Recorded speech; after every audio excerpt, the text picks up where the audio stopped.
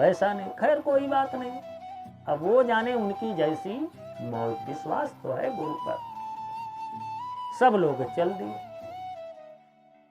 कई दिन का रास्ता, वो भी आन बाई फूट पैदल, मोटर गाड़ी का जमाना था नहीं, पैदल सब लोग जा रहे। तो जिस क्षेत्र में इसका गांव पड़ता था, तो अपना देश पहले छोटे छोटे राज्यों में बटा था ना, जिसके 10-20 गांव 50 गांव हो जाता था, वो राजा की पदवी धारण कर लेता था।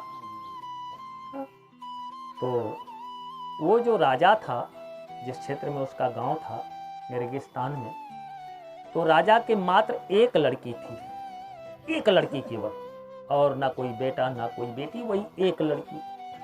और लड़की बीमार हो गई थी।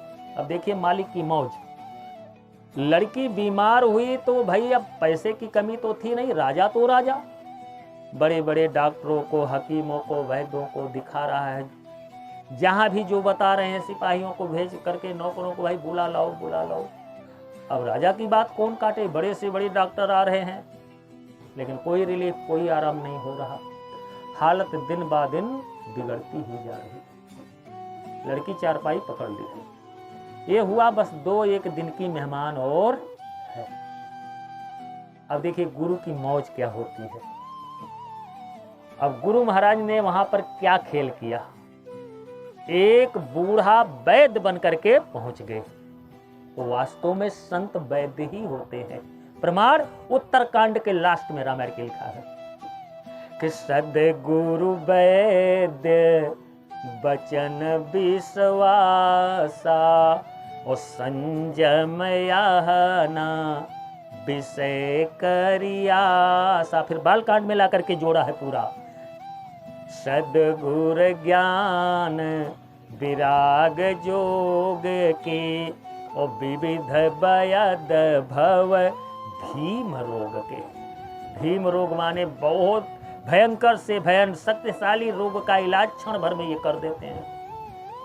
एक बूढ़ा वैद्य बन करके गुरु महाराज दाखिल हुए राजा के दरबार में, प्रवेश किए, पगड़ी वर्दी लगा करके राजा के पास गए। कह रहे हैं महाराज जी, सुनने में आया है आपके लड़की की तबीयत बहुत खराब है। राजा ने कहा वैद्य, राजा पहचान तो नहीं रहे हैं कि ये है कौन, भाई वेश तो बनाया है वैद्य का। कहा वैद्य जी क्या बतावें, बड़े से बड़े डॉक्टर वैद्य हकीम आ रहे, लेकिन कोई दवा कामे नहीं कर रही है। तो कहा हम देखना चाह रहे हैं उस बच्ची को। सदगुरु क्या कह रहे हैं, मैं उस बच्ची को थोड़ा महाराज देखना चाह रहे हैं। ठीक है वैद्य जी देख लीजिए, चलो तुम भी हमारे साथ। राजा लिवा करके ले गए। देखा, जब देखा तो उठा करके देखा, निरीक्षण किया, भौतिक में जैसे करते हैं वैद्य लोग, भाई खेला तो कर रहे हैं ना। देखने के बाद कहा कि भाई बीमारी तो खतरनाक है, लेकिन बहुत जल्द ये बच्ची ठीक भी हो जाएगी, और बड़े सरल उपाय से, कोई ज्यादा खर्चा नहीं है। तो कहा वैद्य जी बताओ। राजा ने कहा अगर कहीं अनार 2-4 मिल जाए तो उतने में 2 दिन में ये ठीक हो जाएगी। अनार, और उस क्षेत्र में दूर दूर तक अनार का नामो निशान नहीं। अब राजा दौड़ाया सिपाहियों को, देखो भाई कहीं अनार मिल जाए महंगा से महंगा। वैद्य जी बता रहे हैं, और यह कह करके कहा कहीं से ला करके 2 दिन खिला देना, बच्ची ठीक हो जाएगी। अब हम भी चल रहे हैं। चल दिया, वैद्य जी चले गए, रुके नहीं। और ये जो 3-4 बच्चे थे गांव जा रहे थे, संजोग से राजा के महल के किनारे से ही रास्ता था, रोड गई थी, तो सब लोग जा रहे थे। एक सिपाही की नजर पड़ी, दौड़ करके आया, अरे भाई आप लोग कौन हैं, कहाँ से आ रहे हैं, कहाँ जा रहे हैं। बताया हम लोग फला जगह एक महात्मा जी के आश्रम में रहते हैं, इनके बहन की शादी है तो इनके घर पर इनके साथ जा रहे हैं। सिपाही ने कहा झोले में क्या है। झोला, हाँ झोला तो उसी के हाथ में था। था जिसके बहन की शादी थी, झोला लिए था और खाए भी नहीं थे, वही रोटी पानी खाए थे, अनार सेब रखे हैं। सिपाही ने कहा झोले में क्या है? सिपाही जी फल है। कौन सा फल है? ओ गुरु महाराज चलते समय थोड़ा सा अनार दे दिए, वही अनार है, 8-10 है, ज्यादा नहीं है। अरे रुको रुको रुको भैया, रुको रुको रुको, रोक लिया सिपाही। महाराज जी दौड़ा हुआ गया। राजा ने कहा क्या बात है? अरे कहा हुजूर अब ढूंढने की जरूरत नहीं, भगवान ने व्यवस्था ही कर दिया, बस भेज दिया।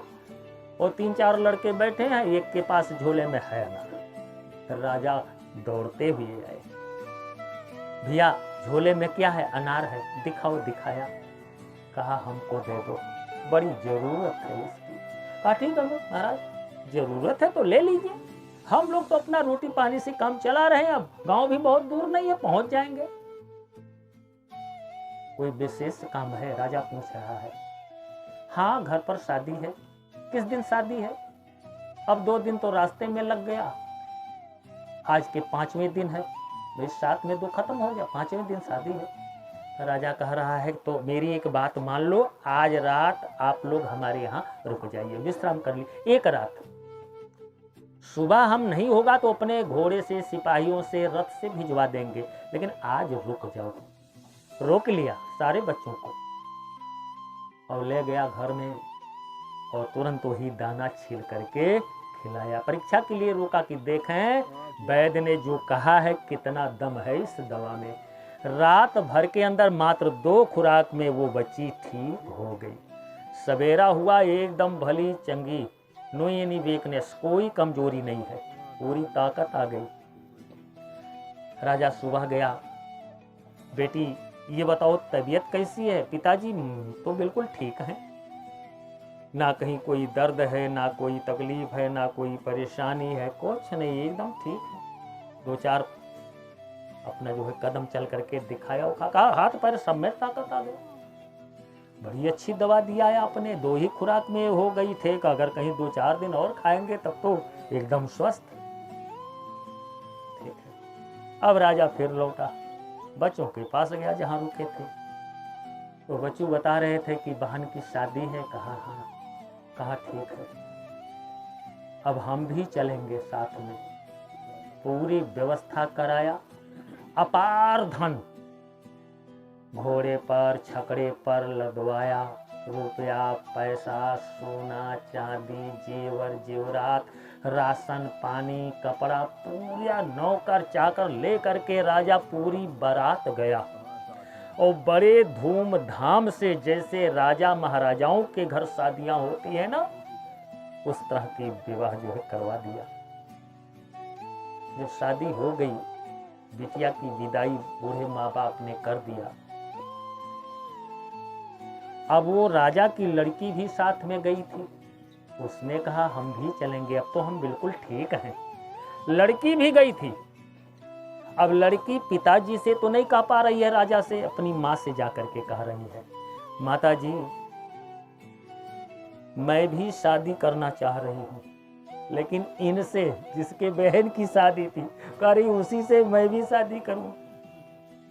अब राजा क्षत्रिय थे और वो गरीब बेचारा जात का ब्राह्मण था, लेकिन लड़की की कोई जात नहीं होती है, जिस घर में गई वही उसकी इच्छा। और वैसे तो ये सब यहाँ की व्यवस्था है, आत्मा तो सबकी एक है, जिसका एक नाम संतों ने दिया, ईश्वर अंश जीव अविनाशी चेतन अमल सहज सुख। ये जो डिवाइडेशन है ये तो यहाँ किया गया है। आत्मा तो सतनामी है, एक जात है सतनामी, सतलोक की रहने वाली है, ठीक है ना। तो इस तरह से लड़की ने जब कहा तो माता जी यानी रानी जी ने राजा से कहा। अब राजा जी क्या करें, गए तो लड़के के माँ बाप से कहे, भाई ऐसी ऐसी बात है, अब लड़की कह रही है कि इन्हीं की वजह से मेरी जान बची, तो हम विवाह इन्हीं से करेंगे। अभी वही एक लड़की थी, राजा ने भी सोचा सुंदर है, अच्छा है, भले गरीब है, लेकिन मेरा सब कुछ इसी का है ना, पल भर में तो ये राजा बन जाएगा, क्या दिक्कत है, अरे धन की तो कमी है। बूढ़े माँ बाप ने कहा लेकिन लड़के से पूछ लीजिए। अब लड़के के पास गए तो उसने कहा गुरुजी से बगैर पूछे हम हाँ कैसे कर दें। महाराज हमारे गुरुजी महाराज जब तक आदेश नहीं करेंगे तब तक मैं विवाह नहीं कर सकता, अनमैरिज रहूंगा। राजा आए आश्रम पर और गुरुजी से निवेदन किया। गुरु महाराज ने कहा ठीक है बच्चों, क्योंकि संत लोक और परलोक दोनों बनाने वाले होते हैं। अगर इनसे सच्चा प्रेम कर लिया तो लोक भी उसका बन जाएगा और परलोक। रामायण के बाल कांड में लिखा है कि जे गुरु चरण रेणु सिर धरही ओते जनु सकल विभव बस कर। सकल विभव में लोक और परलोक दोनों आते हैं। दोनों जहां का सुख क्षण भर में ये दे देते हैं, मौज इनकी बन जाए बस। राजा ने कहा तो बाबा जी ने कहा ठीक है बच्चों शादी कर लो। तो कहा महाराज जी तब यहाँ का काम कैसे होगा। कहा यहाँ काम होता रहेगा, देख रेख करते रहना, अब तो तुम्हारे पास सब कुछ हो जाएगा, ना धन की कमी, ना फौज की कमी, किसी चीज की कमी नहीं। घर गृहस्थी का काम काज करते समय और उसी में समय निकाल करके ये भी काम करना।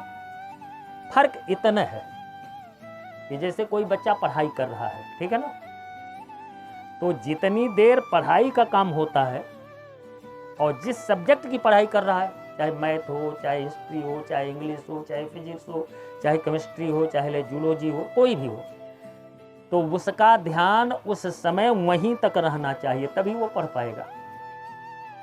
अभी कहा कि गणित के सवाल लगाओ थे, यही में अंग्रेजी वो पढ़ ली, इतिहास वो पढ़ ली, हिंदी हो, संस्कृत, तब नहीं पढ़ पाएगा। ऐसे ये भी है, जब दुनिया में रहो तो दुनिया में रहो, और जब उधर चले चलो तो दुनिया को थोड़ी देर के लिए शरीर संसार को भूल जाओ।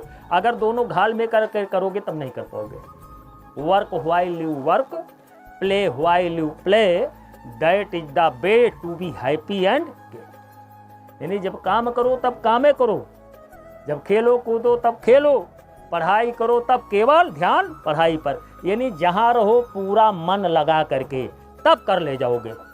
और ये समझो कि घाल मेल मिलावट करके कि इधर माला भी चल रहा है, हरियन देखो भैंसिया खाती बैठी खड़ी हुआ तब ना ही काम हो। तुम्हारे ये चीज है।